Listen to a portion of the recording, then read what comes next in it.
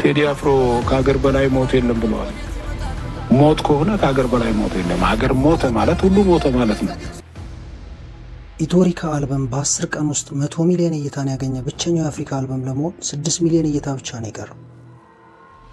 Teddy Afro has been causing quite a storm in Ethiopia. Ethiopian superstar singer Tewodros Kasahun. Now Ethiopia's biggest music star, Teddy Afro, is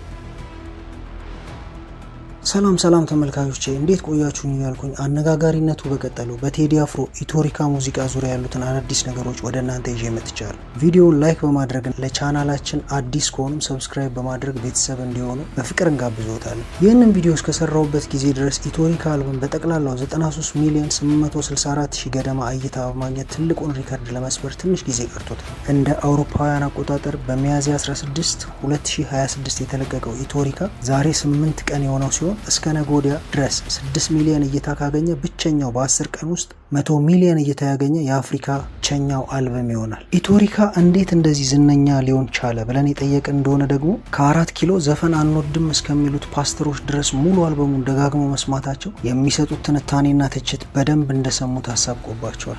በዚህ ሰዓት ከኢትዮሪካ አልበም ውስጥ ዳስታ የተሰኘው ትራክ 16 ሚሊዮን 855334 እይታን በማግኘት እየመራ ሲሆን ስምምነ ደግሞ 7 ሚሊዮን 423401 እይታን በማግኘት እየተከተለው ነው። በሶስተኛነት ደግሞ ጀምበር የተሰኘው ሙዚቃ 7 ሚሊዮን 318288 እይታን በማግኘት በሶስተኛነት ተቀምጧል። በየሚዲያው የሚሰጡት መግለጫዎች ደግሞ ለኢትዮሪካ አልበም እይታ ከፍተኛ አስተዋጽኦ ያደረጉ ሲሆን የቴዲ አፍሮ ስምም በዩቲዩብ ሰርች ባር ላይ ተደጋግሞ በመጻፍ በዚህ ሰዓት ላይ ዩቲዩብን እያጨናነቀው ይገኛል። የቴዲ አፍሮ ሙዚቃ በተለያዩ ሀገራት አሁን ላይ በከፍተኛ ሁኔታ እየተሰማ ካሉ 5 ከፍተኛ ሙዚቃዎች ውስጥ የገባ ሲሆን በሳውዲ፣ በተባበሩት አረብ ኤምሬት፣ በእስራኤል፣ በጀርመን፣ በኖርዌይ፣ ስዊድን፣ ጀርመን እና አሜሪካ ውስጥ በጣም እየታየ ነው።